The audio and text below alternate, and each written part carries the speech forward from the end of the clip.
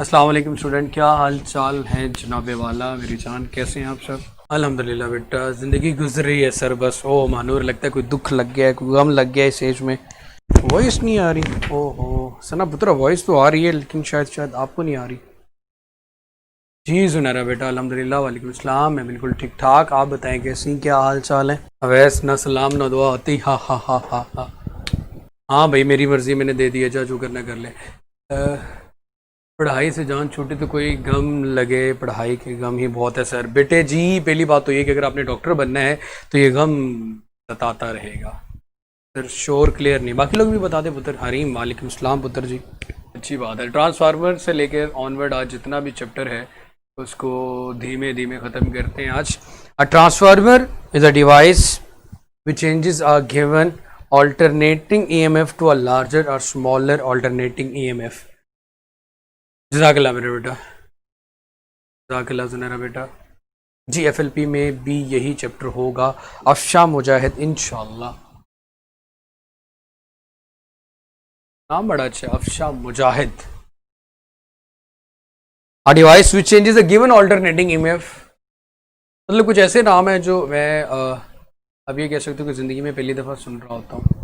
Will alternating which changes the given to a larger और smaller alternating EMF।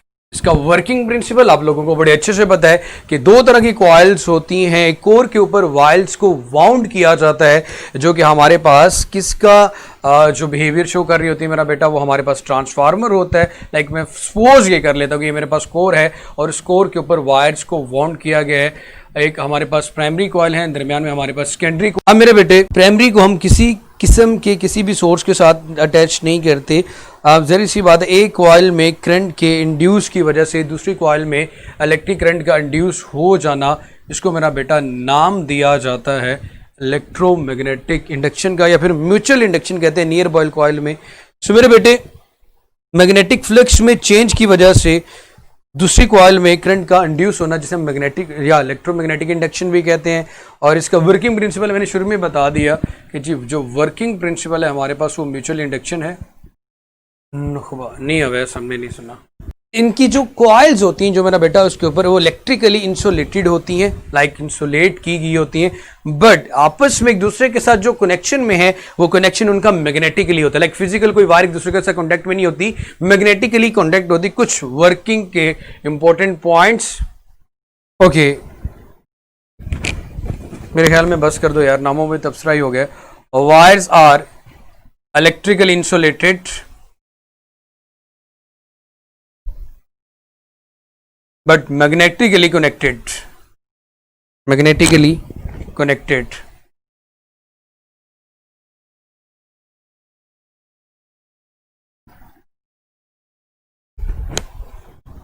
Transformer will increase और decrease the alternating EMF और current, इसका काम यही है। इसके अलावा मेरा बेटा हमारे पास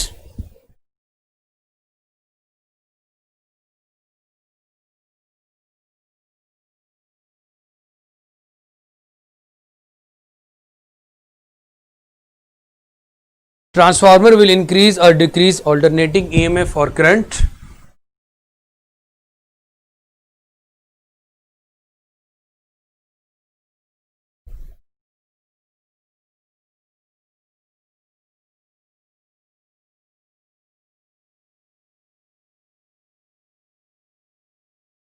कि जो सबसे मेन इंपॉर्टेंट बात ये होती है, आइडियली हम ये बात करते हैं कि जो इनपुट पावर है इसकी वो आउटपुट पावर के इक्वल होती है।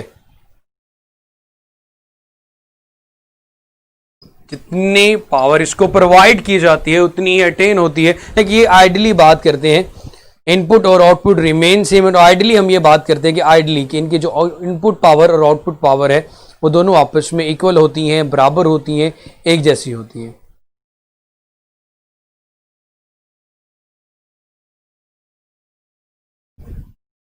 पुत्र जी, इंड्यूस EMF की वजह से करंट इंड्यूस होता है, बट हम EMF करंट क्यों लेते हैं भाई? इंड्यूस EMF की वजह से इंड्यूस करंट होता है। तो महानूर, पूछना क्या जा रहे हो भाईजान? मतलब बेटा क्या पूछना चाह रहे हो? सारा छोड़ो बेटा, ये तो पागल है, इग्नोर करें।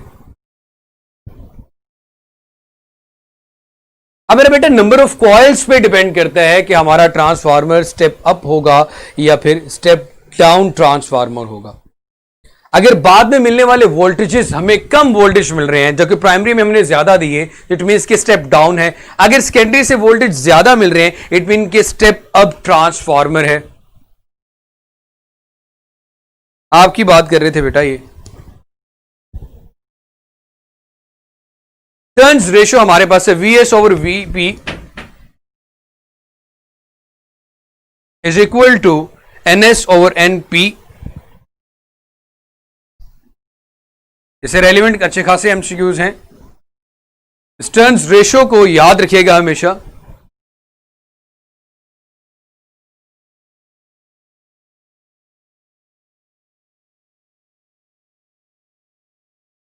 सबसे पहले बात करते हैं स्टेप अप ट्रांसफार्मर की।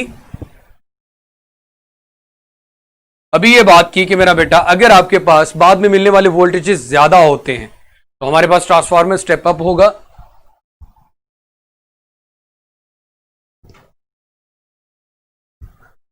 इसका मतलब ये होता है अगर secondary number of secondary turn ज्यादा होंगे, एनएस और एनपी अगर ग्रेटर देन 1 आ रहा है, इट मींस कि स्टेप अप ट्रांसफार्मर की बात की जा रही है। इन जनरल मैं ये भी कह सकता हूं कि number of secondary turns are greater than number of primary turns. फिर ये बात भी होगी जो आपके पास वोल्टेज है सेकेंडरी के, वो किससे ज्यादा आएंगे मेरा बेटा? प्राइमरी से। लेकिन जो करंट की वैल्यू है सेकेंडरी की वो कम होगी प्राइमरी से। स्टेप डाउन की बात करें तो एनएस ओवर एनपी अगर लेस देन 1 आ रहा है, नंबर ऑफ सेकेंडरी टर्न्स अगर कम है, तो हमारे पास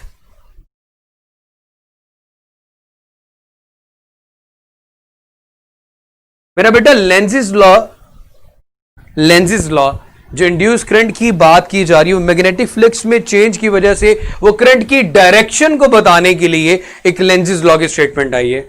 और इससे पता नहीं कोई गल नहीं सी। NS less than NP it mean step down transformer, VS less than primary voltage it means कि आपके पास जो ट्रांसफार्मर है वो स्टेप डाउन है। मेरा बेटा अगर आइडियली बात की जाए, प्रैक्टिकली बात नहीं कर रहा, आइडियली हम ये कहते हैं कि हमारे पास इनपुट पावर और आउटपुट पावर दोनों ट्रांसफार्मर की इक्वल होती हैं।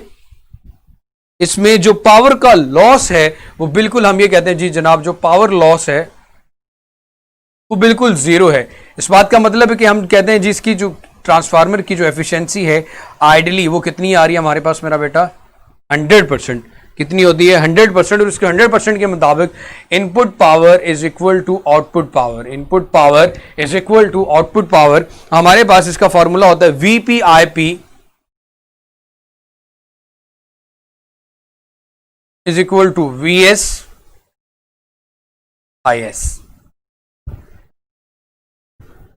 यहां से करंट की वोल्टेज के साथ रेशियो निकाली जा सकती है। वीपी ओवर वीएस आपको बड़े अच्छे से नजर आ जाएगा। VP over VS is equal to IS over IP. Primary voltage ज्यादा है तो आपके पास मेरा बेटा जो सेकेंडरी करंट है वो ज्यादा होगा। शुरू से बता दूं मेरा बेटा, हमारे पास करंट की बात की, सॉरी ट्रांसफार्मर की बात की जा रही है जो हमारे पास मेरा बेटा और वोल्टेजेस को स्टेप अप या स्टेप डाउन करने के लिए इस्तेमाल किया जाता है। अल्टरनेटिंग ईएमएफ जो कम से या ज़्यादा की जा सके, अल्टरनेटिंग वोल्टेज जिनको कम या ज़्यादा किया जा सकता है, उन्हीं की बात करेंगे मेरा बेटा। दो तरह के ट्रांसफार्मर, इसका वर्किंग प्रिंसिपल म्यूचुअल इंडक्शन है। जो इसके अंदर जो वायर्स इस्तेमाल की जाती हैं, एक हम प्राइमरी वायर्स का नाम देते हैं जबकि दूसरी सेकेंडरी कहलाती हैं, कॉइल्स कह देते हैं। ये इलेक्ट्रिकली इंसुलेटेड होती है लेकिन मैग्नेटिकली एक दूसरे के साथ कनेक्शन में होती हैं। इसके अलावा मेरा बेटा इसमें अगर आप हीट लॉस की बात करो ट्रांसफार्मर के अंदर, तो वही मेरा बेटा उसमें लोगों ने हीट लॉस पढ़ा हुआ था। हीटिंग लॉस एक्चुअली किसके इक्वल होता है? आई स्क्वायर आर टी के equal. Heating loss H is equal to I square R T. इस बात का मतलब ये बनता है मेरा बेटा, अगर हीट कम होगी तो रेजिस्टेंस भी कम होगी, हीट ज्यादा होगी तो रेजिस्टेंस भी क्या होगी मेरा बेटा? ज्यादा होगी। H is directly proportional to the resistance. इसके अलावा मेरा बेटा अगर रेजिस्टेंस की बात करें तो रेजिस्टेंस का रिलेशन है R is equal to rho L over A. अगर हम क्रॉस सेक्शनल एरिया को बढ़ा देते हैं तो रेजिस्टेंस क्या हो जाएगी मेरा बेटा, कम हो जाएगी। इसी तरह मेरा बेटा अगर बात करें, अगर एरिया बढ़ा देंगे तो मसला ये आएगा कि ट्रांसफार्मर के एरिया बढ़ाने से हमारे पास जो कॉस्ट है वो इंक्रीज कर जाएगी, और अगर हमारे पास कॉस्ट इंक्रीज कर जाएगी हमारे लिए मुश्किल होगा। एरिया के बढ़ाने से ये नुकसान आता है, मतलब हीटिंग लॉस को कम किया जा सकता है। रेजिस्टेंस ज्यादा है तो हीटिंग लॉस ज्यादा होगी। रेजिस्टेंस कब कम होगी, जब हम एरिया को बढ़ा दें, क्रॉस सेक्शनल एरिया। अगर एरिया बढ़ाते हैं तो फिर ज़ाहिर सी बात हमें ट्रांसफार्मर और ज्यादा महंगे पड़ेंगे। एरिया के डायरेक्ट कह रहा हूं, कॉस्ट के डायरेक्टली प्रोपोर्शनल आ रहा है जनाब। हीटिंग लॉस या हीट ज्यादा लॉस होगी, नुकसान होगा जब आपके पास ज्यादा रेजिस्टेंस होगी, ज्यादा रिकॉर्ड होगी।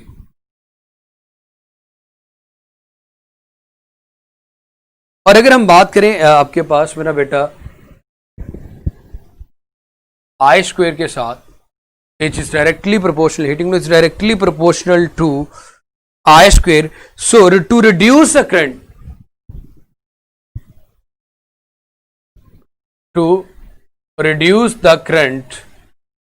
मेरा बेटा करंट किस में ज्यादा होता है? टू रिड्यूस द करंट हम स्टेप अप ट्रांसफार्मर इस्तेमाल करें। टू रिड्यूस द करंट हम किसका इस्तेमाल करेंगे मेरा बेटा? स्टेप अप ट्रांसफार्मर का। अब मेरा बेटा जैसे कि अभी इन्होंने बात की उसकी भी बात कर लेते हैं। एरिया ज़्यादा तो कॉस्ट ज़्यादा। मेरा बेटा अगर क्रॉस सेक्शनल एरिया आप बढ़ाएंगे वायर्स का तो आपको ज़्यादा वायर्स इस्तेमाल करनी पड़ेगी। बड़ा एरिया चाहिए होगा, बड़े जो ट्रांसफार्मर हैं उनका सेटअप की ज़रूरत होगी। जब इस तरह की बड़ी रिक्वायरमेंट्स होंगी तो डेफिनेटली मेरा बेटा आपके पास ये बढ़ जाएगा cost. Heera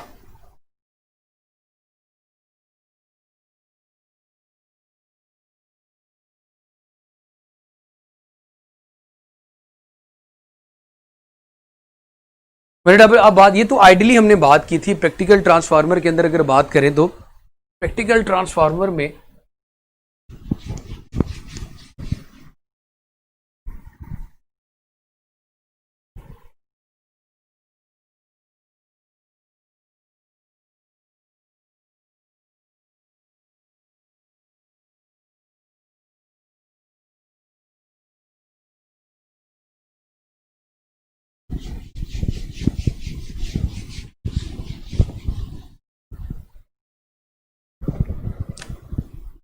power loss in actual transformer,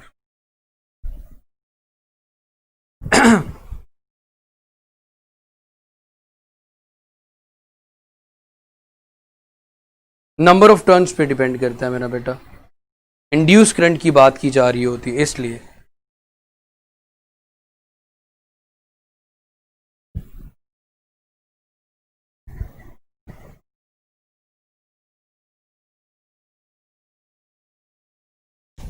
मेरा बेटा प्रैक्टिकल ट्रांसफार्मर में जो इनपुट पावर होती है वो हमेशा आउटपुट से ज्यादा होती है, लाइक आउटपुट से ज्यादा होती है। सो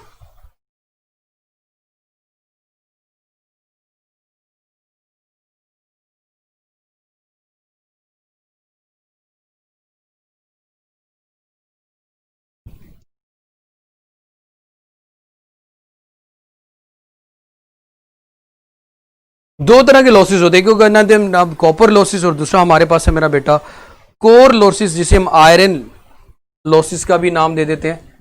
कॉपर का लॉस होना हीट की वजह से, उसकी बेस का या कोर का लॉस होना जिसे हम आयरन लॉसेस का नाम भी देते हैं। ये दो तरह के लॉसेस होते हैं। अब मेरा बेटा कॉपर लॉसेस को हम डिफाइन करते हैं, ये कह सकते हैं हमारे पास। अब कोर लॉसेस अगेन दो तरह के होते हैं। एक को मेरा बेटा नाम दिया जाता है एडी करंट लॉस,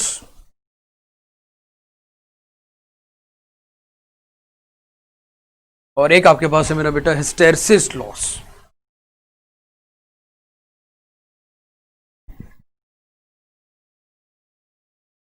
सिर्फ इनके नाम ही याद रखें काफी है।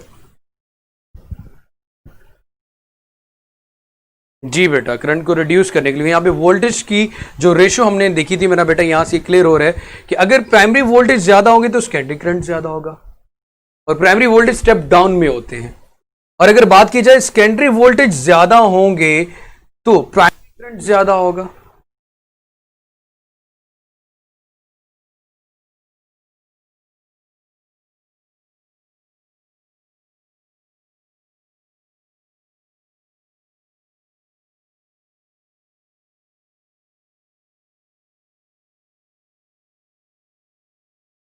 अब एडी करंट को due to induce current in core which are perpendicular to the magnetic field, eddy current causing the heating losses, और इन हीटिंग लॉसेस से बचने के लिए हम क्या करते हैं, जो कोर है उसको लेमिनेट करने की कोशिश करते हैं। लेमिनेटेड मटेरियल का इस्तेमाल किया जाता है हिस्टेरेसिस लॉस से बचने के लिए, क्योंकि इस करंट की वजह से, एडी करंट की वजह से हीटिंग लॉसेस होते हैं, और due to current induced in the core which are causes to reduce the heating loss, या eddy currents causes the heating losses।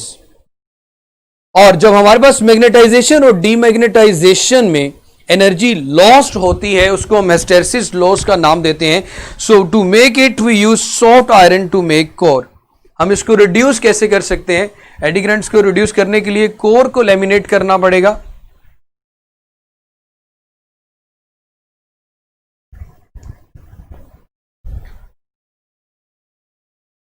और during the magnetization and demagnetization, बेटे मैग्नेटाइजेशन और डीमैग्नेटाइजेशन की वजह से जो लॉस होता है हीटिंग का, उसको हिस्टेरेसिस लॉस कहते हैं। और हम सॉफ्ट आयरन कोर बनाते हैं किसके लिए? बचने के लिए मेरा बेटा, हिस्टेरेसिस लॉस से बचने के लिए। इसके अलावा आपके पास एक क्वेश्चन है, in a transformer when the voltage in the secondary is stepped up, the current in the secondary.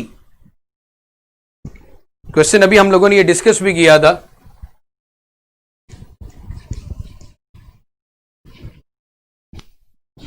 करते हैं बात बेटा इस पे भी।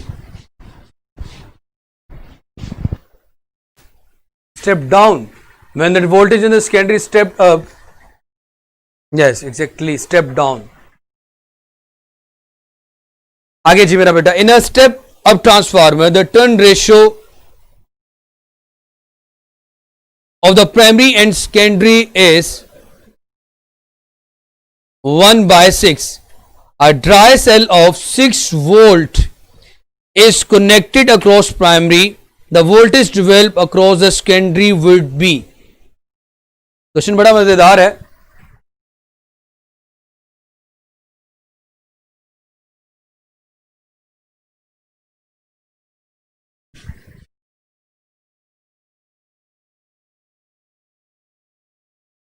In a step-up transformer,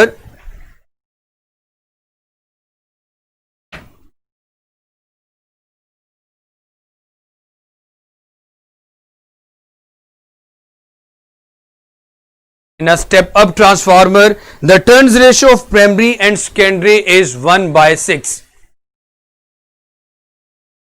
मेरा बेटा हमने यही देखा कि दोनों की तरफ इनवर्स रिलेशन था। अभी ये बात डिस्कस की थी, तो ये देख लें सारा।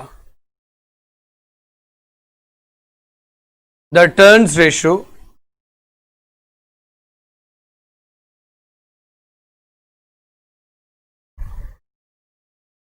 of primary and secondary is 1/6 of primary and secondary is 1/6। A dry cell of EMF of 6 volt, a dry cell of EMF of 6 volt is connected across primary, is connected across primary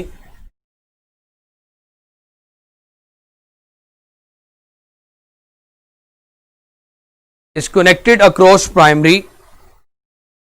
The voltage developed across the secondary would be, the voltage developed across the secondary would be, secondary के cross voltage होंगे, क्या voltage होंगे मेरा बेटा? 2.5 volt जरा ध्यान से देखना, बी आपके पास मेरा उत्तर आ गया 0, सी ऑप्शन है आपके पास 4.5 और डी है 6 वोल्ट। क्वेश्चन ये है कि अगर आपके पास टर्न्स रेशो क्या है, NS ओवर NP, अगर आपके पास 6 हो, NS ओवर NP अगर आपके पास मेरा बेटा ये 6 हो,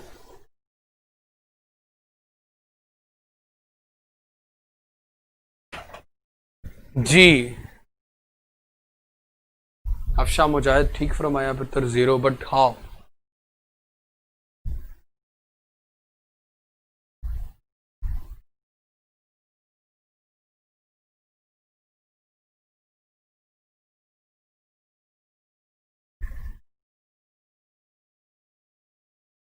आंसर है 2.5 वोल्ट 0, 4.5 वोल्ट 6 वोल्ट।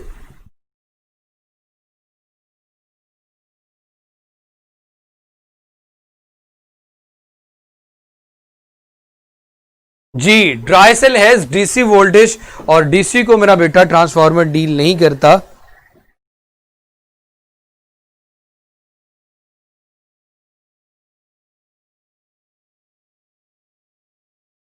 ट्रांसफार्मर में सी, तो इसलिए मेरा बेटा इसका ऑप्शन बेस्ट हमारे पास फिर बी।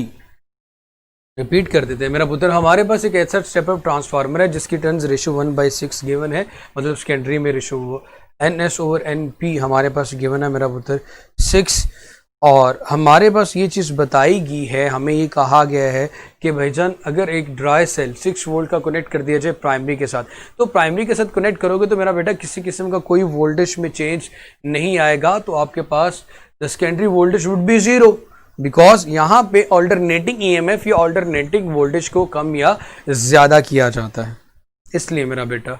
आगे मेरा बेटा व्हाट इज ऑल्टरनेटिंग करंट, बड़े अच्छे से पता है, जो अपनी पोलैरिटी चेंज करता है in equal intervals of time या रिपीट करता है अपनी पोलैरिटी को, उसको मेरा बेटा इसकी साइनोसाइडल, उसे अल्टरनेटिंग करंट भी कहा जाता है,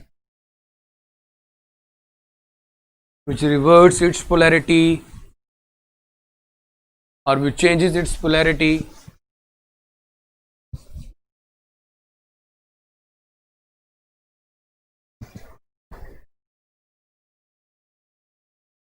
मेरा बेटा डीसी में किसी किस्म का कोई उसके वोल्टेज में कमी या ज्यादा नहीं की जाती, इसलिए मेरा बेटा उसका आंसर 0 आएगा। Hammad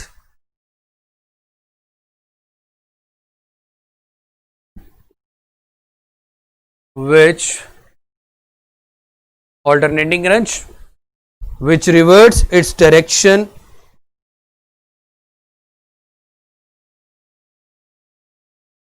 alternating current which reverts its direction बार बार टाइम्स पर t टाइम्स पर सेकेंड, क्योंकि I is equal to Q over T होता है पर सेकेंड, और ऑल्टरनेटिंग करंट प्रोड्यूस करने वाला जो सोर्स होता है मेरा बेटा वो भी ऑल्टरनेटिंग होगा, and it's produced by a voltage source and it is produced by a voltage source which is whose polarity keep on reversing, whose polarity keeps on reversing, whose polarity keep on reversing.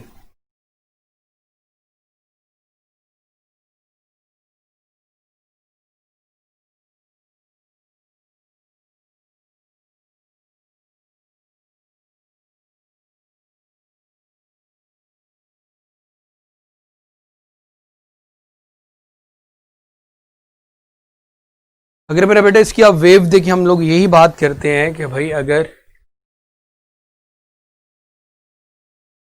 I और T के दरमियान graph बनाया जाए current और time के दरमियान, तो ये अपनी डायरेक्शन हमेशा चेंज करता रहता है, 0 से मैक्सिमम, मैक्सिमम से 0, 0 से नेगेटिव मैक्सिमम, फिर 0 की तरफ। तो मेरा बेटा साइनोसाइडल हमारे पास वेव हासिल होती है पॉजिटिव पीक है इसकी, ये इसकी नेगेटिव पीक है। अब मेरा बेटा इस वेव को साइनोसाइडल भी कहा जाता है। साइनोसाइडल का मतलब ये होता है कि बेटा 90 पे, जिस तरह साइन 90 पे मैक्सिमम दे रहा होता है, 1 दे रहा होता है, इसलिए ये भी 90 पे पीक वैल्यू आ रही होती है और 0 और 180 पे बिल्कुल ग्राउंड लेवल पे होता है, इसलिए इसको साइनोसाइडल वेव भी।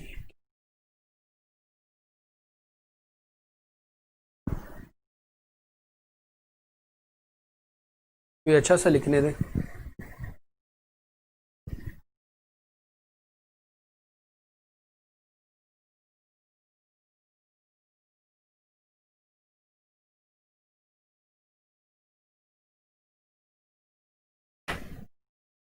और डायरेक्ट करंट की बात करो मेरा बेटा, डायरेक्ट करंट की डायरेक्शन चेंज नहीं होती, does not change its direction.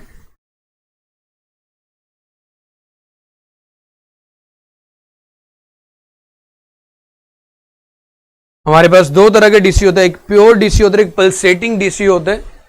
और अगर मैं प्योर डीसी की स्ट्रेट लाइन बन तो बिल्कुल स्ट्रेट लाइन आती है, उसके वोल्टेज कम या ज्यादा नहीं होते, इसको प्योर डीसी कहा जाता है, आइडियल। एक हमारे पास पल्सेटिंग डीसी, आपने उसकी वो रेक्टिफिकेशन वाले मेथड में, half wave rectification, full wave rectification में इस तरह का जो हमें डीसी मिलता है, डायरेक्ट करंट मिलता है, इसको हम पल्सेटिंग डीसी कहते हैं।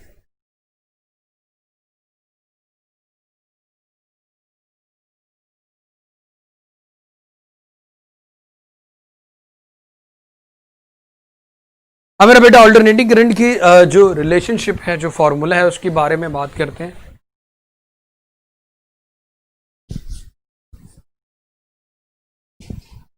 जो डिराइव्ड रिजल्ट इक्वेशंस हैं उनके बारे में बात करते हैं। Alternating current and voltage.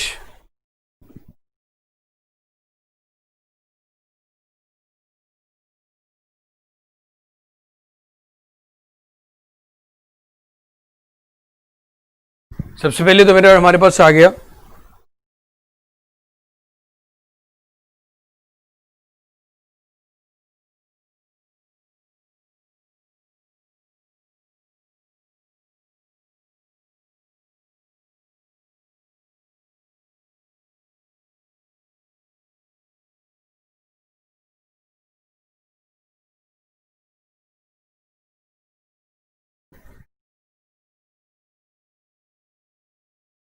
V is equal to V naught sine 2 pi F T, या 2 पाई ओमेगा टी भी लिखते हैं, 2 पाई एफ टी। इसको इस तरह से भी लिखा जा सकता है, V naught sine 2 pi F, क्योंकि एफ 1 ओवर टी होता है तो इसको divided by T into T, ऐसे भी लिखा जा सकता है। इसी तरह ऑल्टरनेटिंग करंट की इक्वेशन आती है हमारे पास, I is equal to I naught sine omega T, मतलब ओमेगा का मतलब 2 पाई एफ टी। इसको भी दूसरी फॉर्म में लिखना चाहे लिख सकते हैं, I naught sine 2 pi over capital T into T. अब मेरा बेटा अगर एंगल के लिहाज से, साइनोसाइडल वेव के लिहाज से देखा जाए, सो टाइम टी हम यहां पे लेते हैं, उसके बाद एंगल लेते हैं जो कि हमारे पास किसके इक्वल आता है, 2 pi over T into T. दूसरा हम एंगल लेंगे और उसके बाद हम ऑल्टरनेटिंग वोल्टेज या करंट की बात करेंगे।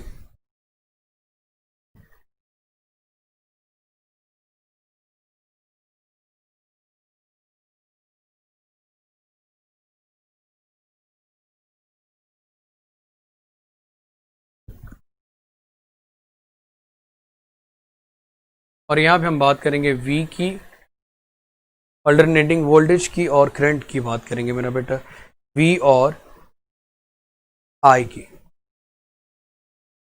मेरा बेटा सबसे पहले अगर मैं साइनोसाइडल वेव को ड्रॉ करूं, सिर्फ एक पॉइंट समझ लेना यार, ये मेरे पास साइनोसाइडल वेव है कंप्लीट।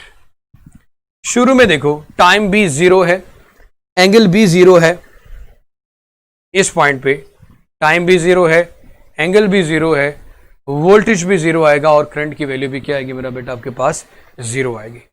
सेकेंड स्टेप पे आप चले जाते हो अब देखो यहां से यहां तक वेव को जो टोटल टाइम लगता है उसको मैं टाइम पीरियड का नाम देता हूं कैपिटल टी का। टोटल टाइम जो लगता है वेव को अपना एक साइकिल कंप्लीट करने में उसको टाइम पीरियड कहते हैं, इसे टी कह देते हैं। अगर मैं इस पोर्शन पे आता हूं तो मेरा बेटा ये टी का 1/4 है। टी का क्या है मेरा बेटा 1/4 है। सो इसे मैं लिख सकता हूं कि जब अगर मेरे पास टाइम t/4 होगा, t/4 होगा, तो यहां पे मेरा बेटा आप सबको नजर आ रहा है एंगल हमारे पास क्या आ रहा है मेरा बेटा। अब देखो यहां से यहां तक अगर एंगल की बात करो पाए में तो 360 बन रहा है एक पूरा साइकिल यहां तक। और यहां पे अगर बात की जाए मेरा बेटा यहां पे एंगल 90 डिग्री का, तो पाई की फॉर्म में 90 को π/2 कहा जाता है। क्या कहते हैं मेरा बेटा π/2, या फिर इसको क्या कह सकते हैं 90 डिग्री लिख ले। तो एंगल जब आपके पास 90 डिग्री है, किस वक्त 90 डिग्री है, जब आपकी वेव ने अपना 1/4 कंप्लीट किया 90 डिग्री। तो वोल्टेज की वैल्यू क्या आएगी मेरा बेटा, वोल्टेज की वैल्यू में आप इसकी वैल्यू पुट करोगे, क्या लिखा हुआ है V is equal to V0 sine 2π/ft, या फिर आप लिख सकते हैं 2π/T/O इंटू टी।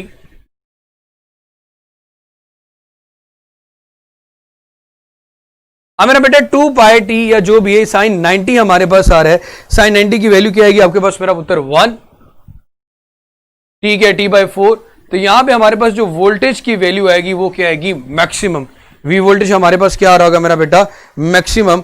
और करंट की वैल्यू की बात करूं V पॉजिटिव मैक्सिमम आ जाएगा, और करंट की बात की जाए तो वो भी मैक्सिमम करंट आ जाएगा। क्योंकि अगर हमने एंगल को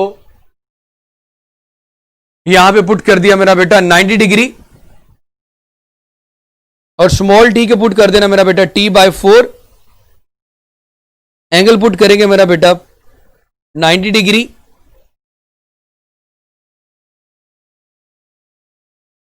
हमारे पास आंसर बनेगा I पॉजिटिव। नहीं नहीं मेरा बेटा सिर्फ इसके कुछ टॉपिक्स हैं।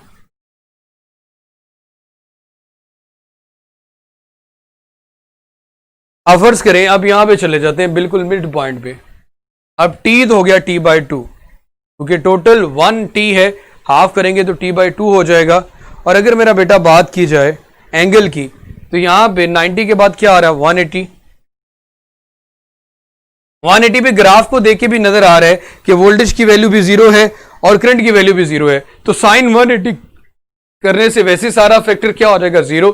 तो मेरा बेटा 180 पे वोल्टेज भी जीरो और करंट की वैल्यू भी जीरो आएगी, इस चीज का ख्याल रखिएगा। अब दोबारा जब आप आ जाएंगे 270 पे, तो यही जो मैक्सिमम वोल्टेज की वैल्यू थी ये मिनिमम मैक्सिमम में पहुंच जाएगा, तो माइनस का साइन सिर्फ आ जाएगा। अगेन 360 पे जाके फिर सारी वैल्यूज क्या हो जाएंगी जीरो हो जाएंगी। इस तरह मेरा बेटा ड्यूरिंग द साइकिल आप लोग ऑल्टरनेटिंग वोल्टेज और करंट की वैल्यू भी कैलकुलेट कर सकते हैं।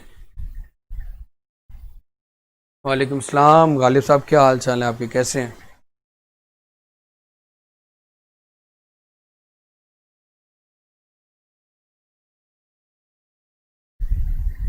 जी टी भी मिनिमम आएगा, आई भी मिनिमम आएगा।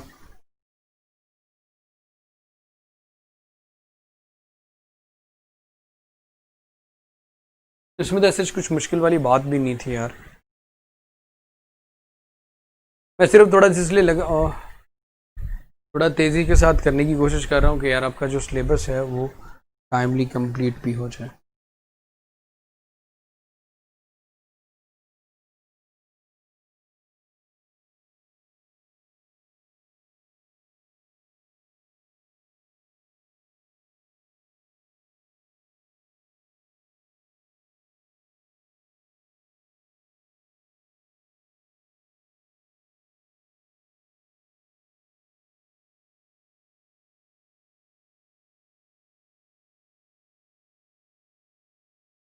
मेरे ख्याल में इसके कंटेंट में तो यही चीज़ें थी जो बता दी गई हैं। इनका कोई टेस्ट है सर? ठीक है।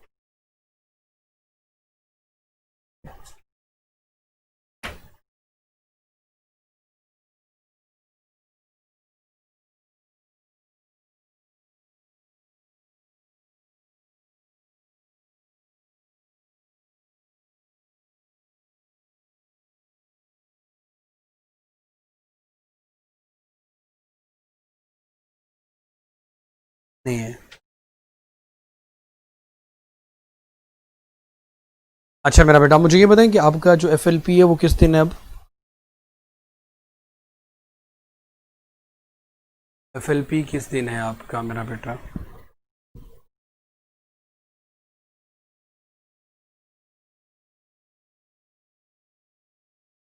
कल। चलें, आपका इलेक्ट्रोमैग्नेटिक इंडक्शन का पूरा जो चैप्टर है वही इंक्लूड होगा आपके FLP में। जी जी मानूर बेटा बताएं।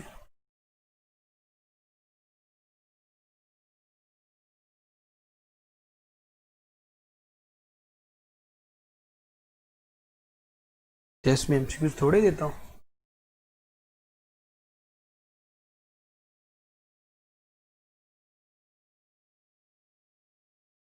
ठीक है बेटा, ज़्यादा हो जाएंगे।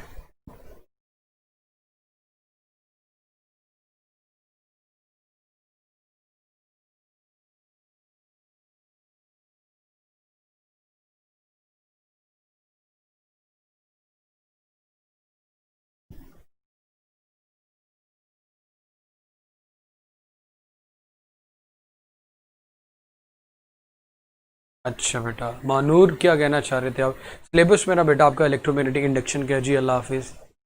जी मानूर बेटे, मैं आपके कमेंट का वेट कर रहा हूँ।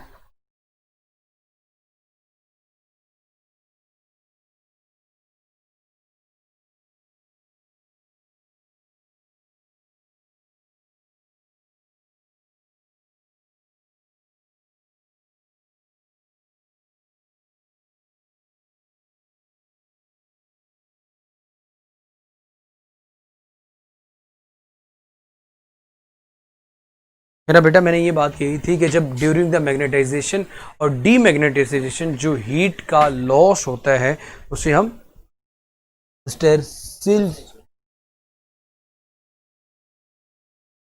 स्टेरसिल लॉस का नाम देते हैं।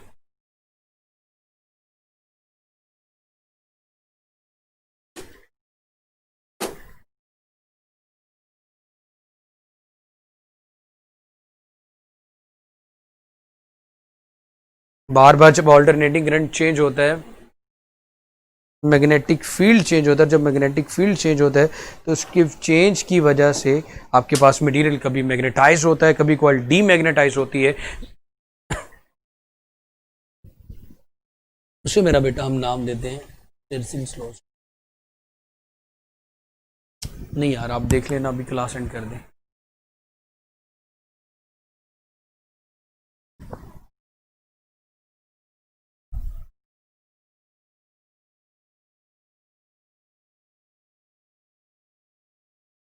जी बेटा, आप भेजिएगा, मैं बता दूंगा आपको क्या मुश्किल लिखा हुआ है। सिलेबस मेरा बेटा कल का इलेक्ट्रोमैग्नेटिक इंडक्शन है। इलेक्ट्रोमैग्नेटिक इंडक्शन कल का सिलेबस है, इलेक्ट्रोमैग्नेटिक इंडक्शन। तो अपना बहुत सारा सा ख्याल रखें, कल इंशाल्लाह अगेन मुलाकात होती है। अल्लाह हाफिज़। लेक्चर का फीडबैक भी मेरी जान दे दिया करें। खुश रहें, जीते रहें, आबाद रहें और अपनी दुआओं में प्लीज़ ज़रूर याद रखें। हाफिज़।